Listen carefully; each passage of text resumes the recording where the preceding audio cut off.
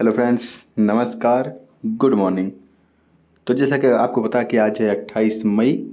ठीक है, तो 28 मई कल संडे था, तो कल संडे का मैं रिवीजन वीडियो डाल दिया था एक हफ्ते का। तो आज है 28 मई और 28 मई से संबंधित जो भी इम्पोर्टेंट न्यूज होगी मैं उसको बताऊंगा यहाँ पे। और बताने से पहले मैं एक प्रश्न आपसे पूछूंगा। ठीक है, इस प्रश्न का जो जवाब है मैं वीडियो के अंत में दूंगा। ठीक है, तो प्रश्न ये है कि कुशियारा नदी जल बंटवारा विवाद, ठीक है, किन देशों के बीच है, ये आपको बताना है। ये आपके ऑप्शन है, आप देख लीजिए सही से। अब इसका आंसर करिए कमेंट बॉक्स में, नहीं तो मैं वीडियो के अंत में इसका जवाब दे दूंगा। ठीक है, तो चलिए डेली करंट अफेयर्स की शुरुआत करते हैं। उससे पहले मैं आपसे एक रिक्वेस्ट करूंगा कि आप वीडियो को ज़्यादा से ज़्यादा लाइक, शेयर और कमेंट करें। ठीक है, आप ज़्यादा से ज़्यादा शेयर करें, अपने फ्रेंड्स को शेयर करें। ठीक है, अगर अच्छा लग रहा हो आपको तो उनको भी शेयर करें और लाइक करवाएं उनसे और सब्सक्राइब करवाएं। तो देरी करते हुए मैं शुरू करता हूँ। पहला न्यूज है कि हाल ही में यूनाइटेड किंगडम के राजा के रूप में किसका राज्यभिषेक किया गया है, ये आपको बताना है। ठीक है, तो एक इम्पॉर्टेंट न्यूज है क्योंकि यूनाइटेड किंगडम, यूके या ब्रिटेन के बारे में कौन नहीं जानता, जो हमारे भारत पे कई साल तक रूल किया है। ठीक है, तो वहाँ के राजा का, ठीक है, राजा के रूप में राज्यभिषेक हो रहा है किसका, ये आपको बताना है। क्या किंग्स चार्ल्स द्वितीय हैं, या ऋषि सुनक हैं, या महारानी एलिजाबेथ द्वितीय हैं, या फिर किंग्स चार्ल्स थर्ड हैं। तो इसका सही जवाब है किंग्स चार्ल्स जो थर्ड हैं। ठीक है, ये हैं किंग्स चार्ल्स थर्ड। इनका राज्यभिषेक किया जा रहा है राजा के रूप में। ठीक है, यूनाइटेड किंगडम के। और ये हैं महारानी एलिजाबेथ जिनकी डेथ हो चुकी है। ओके, ये पिछले साल यानी कि 2022 में इनकी डेथ हुई थी, सितंबर माह में। ठीक है, और ऋषि सुनक तो वहाँ के प्राइम मिनिस्टर हैं, ये आपको सबको पता होगा। तो आगे चलते हैं, इससे संबंधित जो न्यूज है वो देख लेते हैं। देखिए, 700 साल पुरानी शाही कुर्सी, 70 साल बाद ऐसा भव्य आयोजन, आज लंदन में किंग चार्ल्स थ्री की होगी ताजपोशी। ठीक है, ये न्यूज का आर्टिकल है। यहाँ पे हमारे जो उपराष्ट्रपति जी हैं जगदीप धनखड़ जी, वो भी गए हैं। ठीक है, तो वहाँ पे इनवाइट किया गया था, तो वो भी गए हैं इस समारोह में शामिल होने के लिए। और ये हैं किंग चार्ल्स थर्ड, जिनकी तस्वीर मैं शुरू में आपको दिखा चुका हूँ। चलिए मैं एक न्यूज, मतलब एक इम्पोर्टेंट फैक्ट बताता हूँ वहाँ से संबंधित। ठीक है, तो ये जैसा कि आप मैप देख रहे हैं, ये है विश्व का मैप। यहाँ पे दिखेगा आपको अपना सुंदर भारत। ठीक, अगर मैं इस साइड जाता हूँ यहाँ पे, तो ये दिखेगा आपको यूनाइटेड किंगडम यूरोप में। ओके, तो यहाँ पे यूनाइटेड किंगडम अलग, मतलब यूनाइटेड किंगडम जो बोलते हैं वो कुछ अन्य कंट्री को मिला के बोलते हैं। ग्रेट ब्रिटेन में कुछ अन्य कंट्री शामिल होती हैं। और जब ब्रिटिश आयल से बोलते हैं, ठीक है, तो वो अलग चीज़ है। तो मैं यहाँ पे सब कुछ बताऊँगा आपको। ठीक है, तो देखिए यहाँ पे अगर ग्रेट ब्रिटेन जब बोला जाए तो उसमें शामिल होगा इंग्लैंड। ठीक है, ग्रेट ब्रिटेन में इंग्लैंड और स्कॉटलैंड और वेल्स। ठीक है, ये तीनों मिल के जब साथ आएंगे तो उसको ग्रेट ब्रिटेन बोला जाएगा। ठीक है, और इन तीनों के साथ अगर इधर नॉर्दर्न आयरलैंड जुड़ जाता है, इधर नॉर्दर्न जो आयरलैंड है ये जुड़ जाता है, तो इसे बोलते हैं यूनाइटेड किंगडम। ठीक है, और इनके साथ, ठीक है, अब इनके साथ अगर पूरा जो आयरलैंड है वो जुड़ जाता है तो ये पूरे को ब्रिटिश आइल्स बोलते हैं। ठीक है, तो इस बात का थोड़ा सा ध्यान रखेंगे कि यूनाइटेड किंगडम किसको बोला जाएगा, और ग्रेट ब्रिटेन किसको बोला जाएगा, और ब्रिटिश आइल्स किसको बोला जाएगा। ठीक है, चलिए आगे चलते हैं। आपका अगला न्यूज है कि हाल ही में कतर में आयोजित जो दोहा डायमंड लीग हुआ है उसमें पहला स्थान किसने प्राप्त किया, ये आपको बताना। ठीक है, तो ये आपके ऑप्शन है। क्या नीरज चोपड़ा जी पहला स्थान पे हैं, या सुमित अंतिल, या भीमराव केसरकर, या राजेश बिंद। ठीक है, तो इसका सही जवाब है नीरज चोपड़ा। नीरज चोपड़ा ने यहाँ पे पहला स्थान प्राप्त किया है दोहा डायमंड लीग में।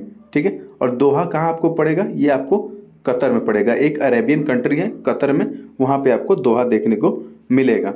ठीक है, ये एक बड़ी अचीवमेंट है नीरज चोपड़ा जी के द्वारा। अगर आप ओलंपिक से वाकिफ़ होंगे तो ओलंपिक में इन्होंने गोल्ड मेडल जीता था, और 7 अगस्त को भाला फेंक दिवस इसी उपलक्ष्य में मनाया जाता है। ठीक है, अगर हम डायमंड लीग की बात करें तो इसकी स्थापना सन 2010 में हुई थी। ठीक है, अगर आगे चले तो ये देखिए दोहा डायमंड लीग ये जीत चुके हैं, फर्स्ट पोजीशन पे थे। प्राइम मिनिस्टर नरेंद्र मोदी जी ने भी इनको बधाई दी है। अगर नीरज चोपड़ा की बात करें तो ये हरियाणा से बिलोंग करते हैं। ठीक है, और यहाँ पे इन्होंने समथिंग कुछ दूरी पे, मतलब 88 पॉइंट लगभग 86 या ऐसे कुछ है, यहाँ पे इतने दूरी पे इन्होंने भाला फेंका है, ठीक है। और अगर ओलंपिक की बात करें तो ओलंपिक में इन्होंने 87.58 मीटर भाला फेंका था, और वहाँ से ज़्यादा है यहाँ पे इन दूरी पे भाला भाला फेंके हैं ये, ठीक है। तो आगे चलें। आगे चले तो इनको देखिए परम विशिष्ट सेवा मेडल से भी सम्मानित किया जा चुका है, और इन्होंने 2022 में लुसाने जो डायमंड लीग है उसको भी ये जीत चुके हैं, ठीक है।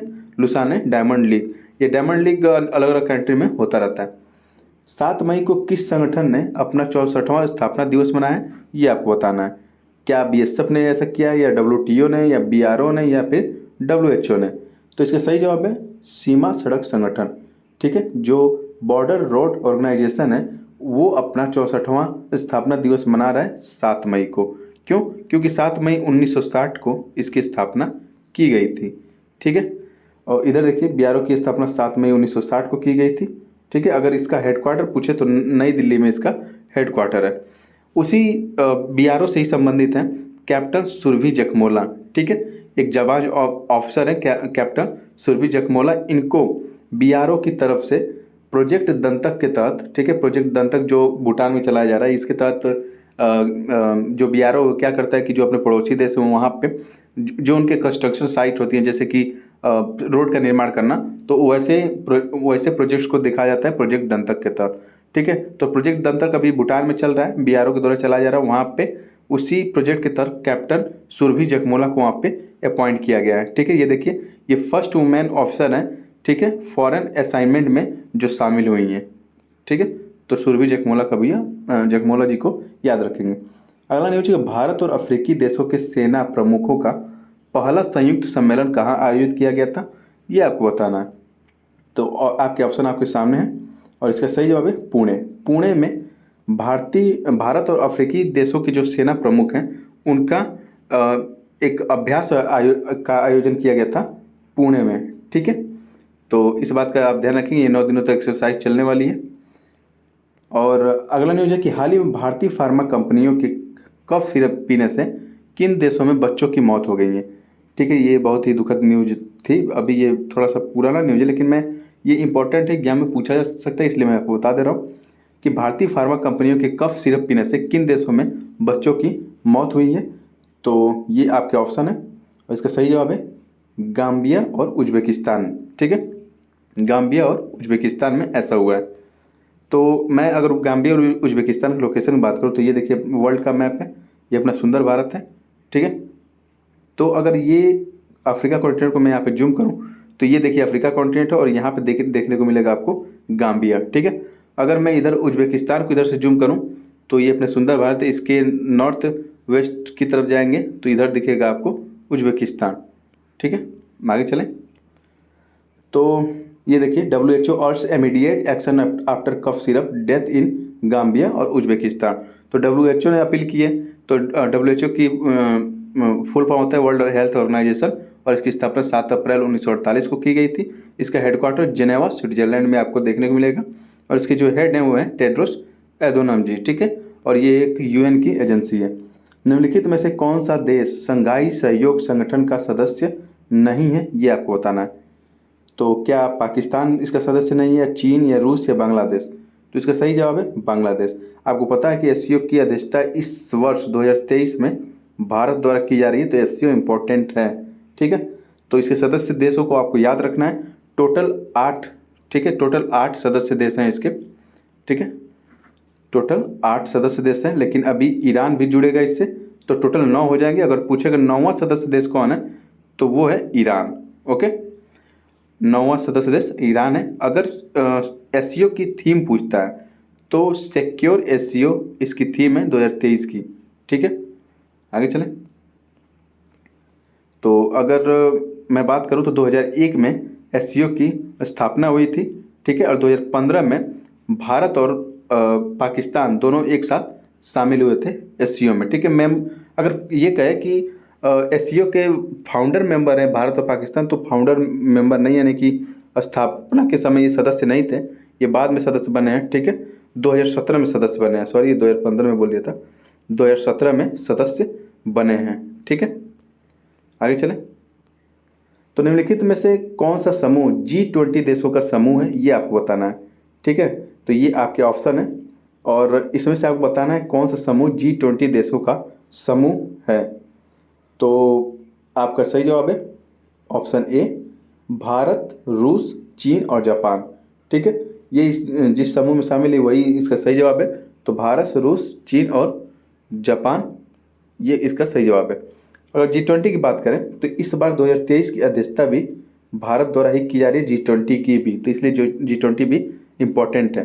ठीक है, अगर G7 कंट्री है, देखिए G7 कंट्री ये रही है आपकी, इसमें अगर एक कंट्री रूस को जोड़ दिया जाता है तो ये G8 हो जाता है। ठीक है, और G8 में 12 कंट्री और जोड़ दी जाती हैं। ठीक है, जो ये हैं 12 कंट्री जिसमें भारत भी है, तो ये टोटल 20 हो जाते हैं, जिसे हम G20 कहते हैं। ठीक है, इन 20 में से 19 तो देश है प्लस एक यूरोपियन यूनियन है, जिसको मिला के ये 20 टोटल बोला जाता है।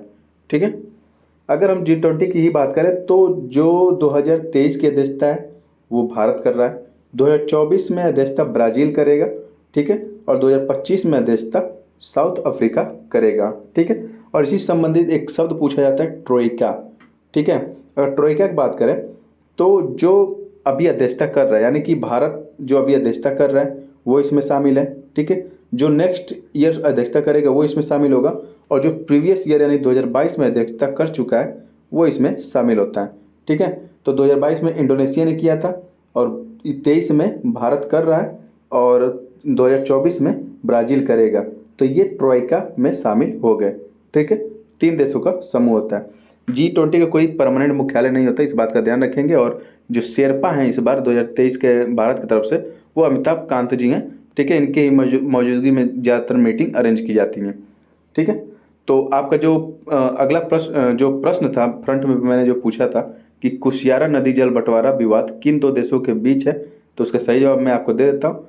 इसका सही जवाब है कि ये भारत, ठीक है, और बांग्लादेश, भारत और बांग्लादेश के बीच ये विवाद है कुशियारा नदी को लेकर। ठीक है, लेकिन देखिए यूनियन कैबिनेट अप्रूव MOU यानी कि मेमोरेंडम ऑफ अंडरस्टैंडिंग करके एक MOU साइन हो गया भारत और बांग्लादेश के बीच। ठीक है, जो जल बंटवारा जिसके तहत किया जाएगा। तो कुशियारा नदी जल बंटवारा विवाद आपको याद रखना है कि भारत और बांग्लादेश के बीच ये विवाद है। ठीक है, तो फिलहाल आज के करंट में इतना ही। बाकी वीडियो आपको कैसे लगी कमेंट बॉक्स में लिख के ज़रूर बताएं। अगर वीडियो आपको अच्छी लग रही हो तो आप इसको ज़्यादा से ज़्यादा शेयर करें, जिससे कि ये चैनल ग्रो कर सके। तो थैंक यू, और मैं इससे भी अच्छा कंटेंट लेते आऊँगा, और आप ज़्यादा से ज़्यादा वीडियो को लाइक, शेयर और सब्सक्राइब कराइए।